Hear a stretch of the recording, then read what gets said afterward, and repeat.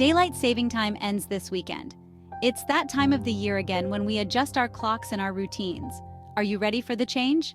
This small shift can have a big impact on our daily lives, from our sleep patterns to our evening activities.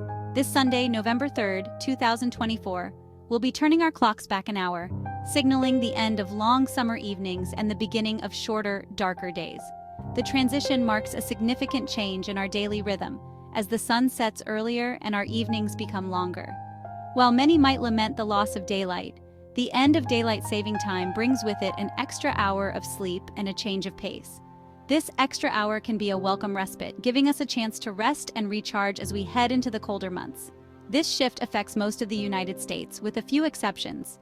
States like Arizona and Hawaii do not observe daylight saving time, so their clocks remain unchanged. This can sometimes lead to confusion when coordinating across different time zones. But why do we even bother with this twice-yearly time change?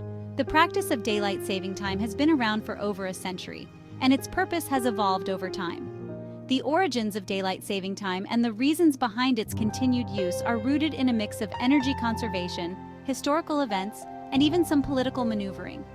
Initially, it was introduced to make better use of daylight during the longer days of summer, reducing the need for artificial lighting and saving energy. Over the years, it has also been influenced by various factors, including economic considerations and public health. Despite ongoing debates about its effectiveness and the occasional push to abolish it, daylight saving time remains a fixture in our annual calendar. So, as we prepare to turn our clocks back, let's take a moment to appreciate the history and the impact of this time-honored tradition. As the weekend winds down, remember that at 2 a.m. on Sunday, November 3rd, your clocks need to be turned back to 1 a.m. This simple act marks the official end of daylight saving time and the return to standard time. While many modern devices adjust automatically, it's crucial to manually change clocks on ovens, microwaves, and wristwatches to avoid any confusion. This 2 a.m. change isn't arbitrary. It minimizes disruption, particularly with transportation schedules, which were a significant concern in the early 20th century when daylight saving time was first implemented. Daylight saving time, often mistakenly called daylight savings time, is all about maximizing daylight hours, primarily during the evening. This practice, which involves setting the clock forward by 1 hour during the warmer months, aims to extend evening daylight, allowing people to enjoy more sunlight after their workday. The idea is that by shifting the clock forward an hour during the summer months, we make better use of natural sunlight. This means that instead of the sun setting at 7 p.m., it sets at 8 p.m., giving us an extra hour of daylight to enjoy outdoor activities, whether it's a walk in the park, a family barbecue, or simply relaxing on the porch. This, in turn, was thought to reduce energy consumption by lessening the need for artificial lighting. The logic was simple. If people have more natural light in the evening, they would use less electricity to light their homes and businesses. This was particularly important during times when energy resources were scarce or expensive. While the energy-saving benefits are debatable in today's world, the concept was particularly relevant during the energy crises of the 20th century. Back then, every bit of energy saved was crucial, and daylight saving time was seen as a practical solution to help conserve resources. It was a time when people were more conscious of their energy usage, and any measure that could help reduce consumption was welcomed. Proponents of daylight saving time also argue that it reduces traffic accidents and crime rates due to increased outdoor visibility during daylight hours. With more daylight in the evening, drivers have better visibility, which can lead to fewer accidents. Additionally, well-lit streets and neighborhoods can deter criminal activities, making communities safer. The extended daylight hours encourage people to spend more time outdoors, fostering a sense of community and well-being. Believe it or not, the concept of daylight saving time dates back to the 18th century, with Benjamin Franklin suggesting a form of it to conserve candle usage. However, it wasn't until World War I that the United States officially adopted daylight saving time as a wartime measure to conserve fuel. After the war, it was repealed, only to be revived during World War II for similar reasons. In the following decades, the United States went through periods of standardized and non-standardized time, leading to much confusion. Section 5. The clock strikes 2 a.m. Finally, in 1966, the Uniform Time Act was passed, establishing a consistent schedule for daylight saving time across the country. This act set the start of daylight saving time on the last Sunday of April and the end on the last Sunday of October. However, the Uniform Time Act also allowed states to exempt themselves from observing daylight saving time if they chose to do so. This is why we see some variation in time zones across the United States even today. Section 6. A nation divided by time. While most of the United States observes daylight saving time, there are a few exceptions.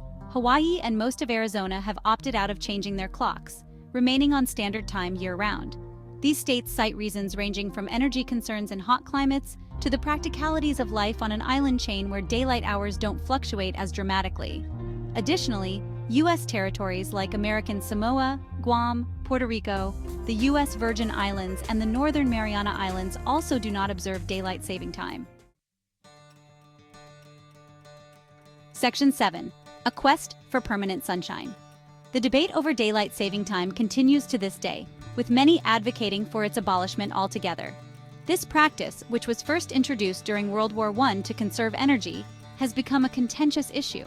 While some argue it provides more daylight during waking hours, others believe the cons far outweigh the pros. The main argument against it is the disruption it causes to sleep schedules, work productivity, and even overall health. Many people find it difficult to adjust their internal clocks twice a year, leading to a period of grogginess and decreased efficiency. This disruption can be particularly challenging for those with strict routines or health conditions that rely on consistent sleep patterns. Some studies suggest that the biannual time change can lead to increased heart attacks, strokes, and other health issues.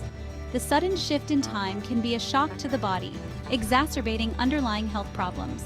Medical professionals have noted a spike in emergency room visits following the time change, raising concerns about its overall impact on public health. In recent years, there has been a push to make daylight saving time permanent in the United States.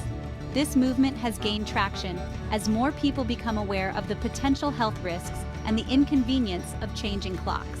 Advocates argue that a permanent shift would provide more stability and predictability in daily life. The Sunshine Protection Act, first introduced in 2019 and reintroduced in 2021, aimed to do just that. This legislation seeks to eliminate the need for biannual time changes, allowing for a consistent schedule year-round. Supporters believe this change would lead to improved public health, increased productivity, and a better quality of life for all. Section 8. The House divided, sunshine stalled. The Sunshine Protection Act enjoyed significant support, passing unanimously in the United States Senate in March 2022. This bipartisan approval reflected a growing sentiment that the biannual time change was outdated and potentially harmful. However, the bill's journey hit a roadblock in the House of Representatives.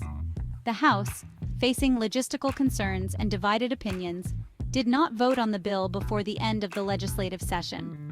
As a result, the Sunshine Protection Act stalled, leaving the future of daylight saving time in limbo. Section 9. Looking ahead, a time for change. While the Sunshine Protection Act's failure to pass was a setback for those hoping to make daylight saving time permanent, the conversation hasn't ended.